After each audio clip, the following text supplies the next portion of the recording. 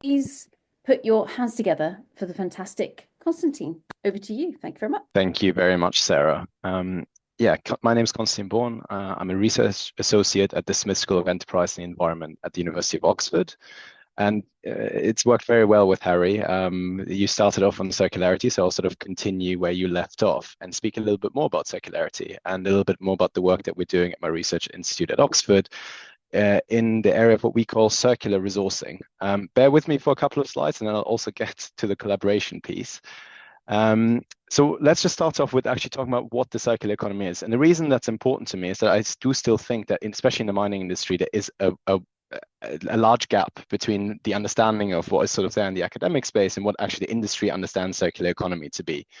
So just on terms of definitions, I think that's probably what everyone is familiar with, is that it's really about moving from a take, make, waste approach or linear economy model to one where we sort of design out waste and pollution, keep products and materials in use for as long as possible, and one that's also regenerative by design. Where we're really, and that represents that circle, what you see on the right-hand side here, where sort of production, use, and recycling goes in a loop. But what we often see in these diagrams, and you see that here again, raw materials is sort of an input, right?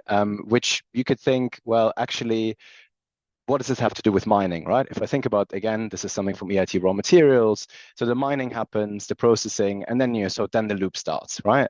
Which is something where you can think as a mining company, well, it doesn't really apply to me. I'm sort of on the exploration, on the mining side, so I don't need to think much about the circularity piece.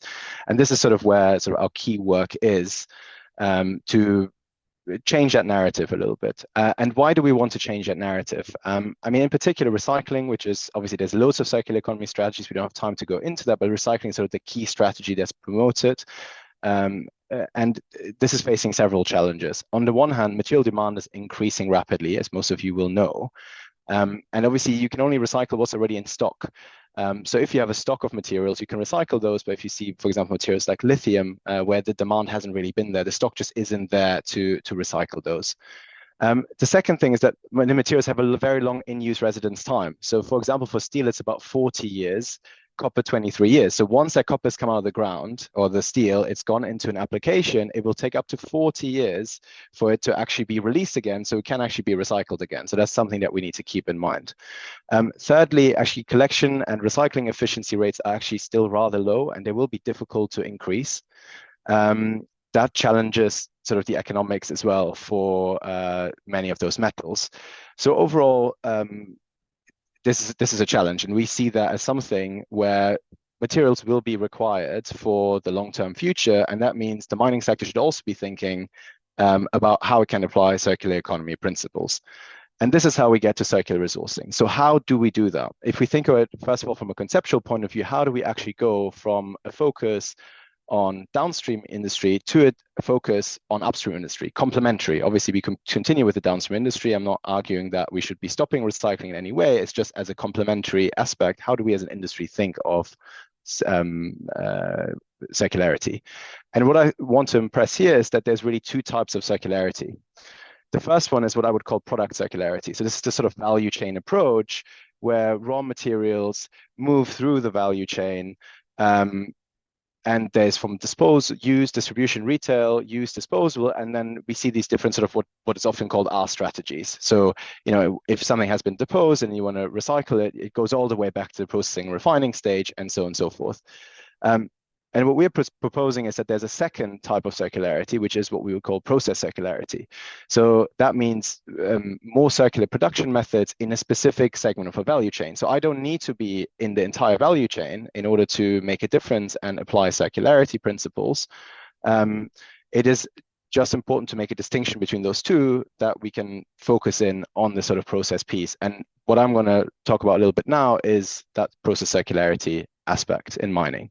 So what we see here for mining, it's really about sort of shifting from a system, again, in the mining sector, which is inherently linear in some ways, but where we think from the get-go about how do we design out waste and pollution, how do we maximize social benefit, regenerate natural systems, and improve material efficiencies. And I think the material efficiency piece is really important, as Harry has alluded to. The waste, mining is actually the largest waste producer globally. So it's really, really important to get that material efficiency point across. So what does that look like in action? Again, Harry has alluded to some of these points I'm going to talk about, but it could mean, for example, using construction materials from tailings. There's quite a lot of interesting work going on in Brazil and other countries to look at how do you remove silicates from tailings, make bricks out of it, other construction materials. How about other byproducts from mining waste? This is something I've taken actually some pictures here in Chile. This is sort of the use of lithium byproducts that comes at the lithium process that you can actually put back on the road to reduce dust emissions. So a great way of actually how it can be circular within the industry.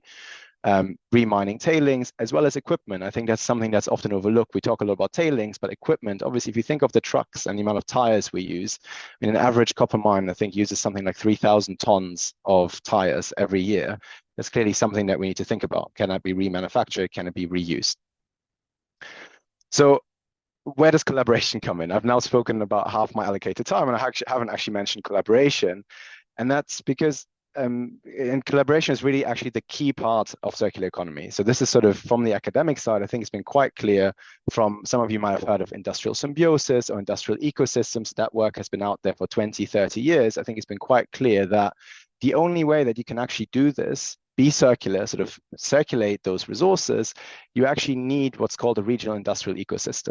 Because if we think about it, if you're in the middle of nowhere and you're trying to share your resources with someone else, it becomes very, very difficult, right? So you need someone else there that sort of takes these resources. So creating a network of production and consumption actors is really key. And you need to develop these targeted regional clusters, especially of different economic actors. And that's what this graph shows a little bit. So you have a biogas plant, you have a power plant, you have different types of economic actors, because often the waste that occurs in one industry is useful to another industry, but not in the same, right? Construction materials and tailings is a great example. We can be used for the construction industry, but if there's no construction nearby, it becomes very difficult to make that work.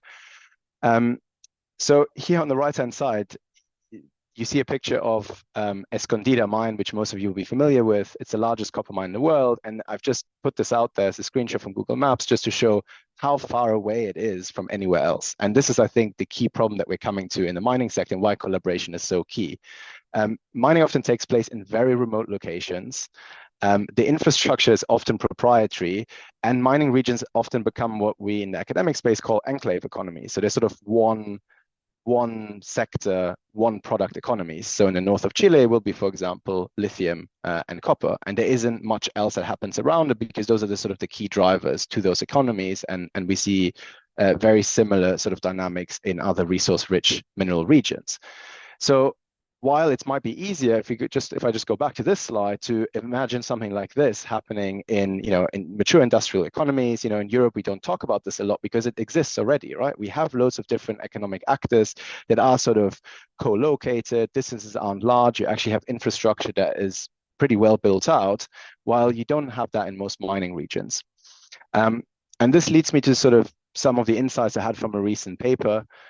Bit of a shameless plug. This is on work I've done in northern Chile on looking at sort of how could circular economy implementation look like in mining territories. And what I actually found really interesting here, and that's something that doesn't come up in literature somewhere else, is that people highlighted, so this is sort of the number one barrier that actually people highlighted that I spoke to in the mining sector in Chile, is this limited willingness to collaborate. They said, we'd all love circularity, we love it, we all talk about it, but one of the key barriers that we have is actually limited willingness to collaborate. We have all the other themes here, regulatory, obstructing laws and regulations that we talk about all the time. But this, I thought, was sort of a really interesting insight that came out of this research. In the paper, I discuss a little bit more about some of the aspects of why I think that comes about. And I also don't have the answer. And I think that's probably something I'm putting out here. But it's something that we need to think about as an industry. How do we collaborate both internally into industry? But I think in circular economy in particular, it's actually that cross-sectoral, what I was talking about earlier. You need economic actors from different industries actually coming together. And I would argue also from my private sector experience in multinational mining company that we don't do that very well. We like to sort of stick to our own things. That's why we have proprietary infrastructure. So I think what's just something to think about here is that limited willingness to collaborate is a key barrier. So if we want to go forward on circularity, it's something that we need to tackle. I don't have more answers now, but I'd love to have sort of a wider conversation. We'd love to hear people's views on sort of how we come about that, because otherwise, I think it will be much more difficult to get to the ground of some of these issues, some of these barriers, also what Hari mentioned. And I think that explains quite a lot as well of why we haven't been able to sort of, activate some of those opportunities that seem very obvious, but then, they require loads of different people to come together. And we haven't really brought that together at this stage. Thank you. Brilliant. Thank you so, so much for that, Konstantin. Absolutely fantastic. Round of applause, everybody, for Konstantin. We've got a bucket load of videos to be sharing with yourself, mate, in terms of examples there. One key question, in terms of the process side of things, I guess where I've personally come across this before is it's more of a system, but it's not, if we're being really strict about it, it's not circular. So this is a case here where almost that land is moving through time, but you're only going to dig something out of that ground once, for example, and then you're extracting, say, the metal, and it goes off around the normal product kind of circular economy, as I say grandly. But in terms of that process side of things, it's slightly different in that it's a complicated system of lots of different actors and organizations, etc. But it's still moving forwards. There's not a kind of circularity in the same sense with that. Am I missing something fundamental here, or what do you think? No, I think you do. I think you're completely right when it comes to the metal. But if you think about the metal, and Hari again alluded to that, the metal is actually a really, really small part of what we're producing, right? As the mining industry. I mean, I interviewed someone from, for one of the interviews I did for one of my recent papers was someone from the waste management industry, large multinational waste management. And he said, you guys in the mining sector, you think about it completely the wrong way. You're actually more like us. You think your product is copper, your product is something else. But what do you actually do is you manage your waste. That's what you do 90% of the time. Obviously, what actually comes out, what's valuable is maybe that copper that gets shipped out. But if I have a 0.5% grade of copper, 99.5 of the other things that I'm digging out, I have to sort of deal with, right?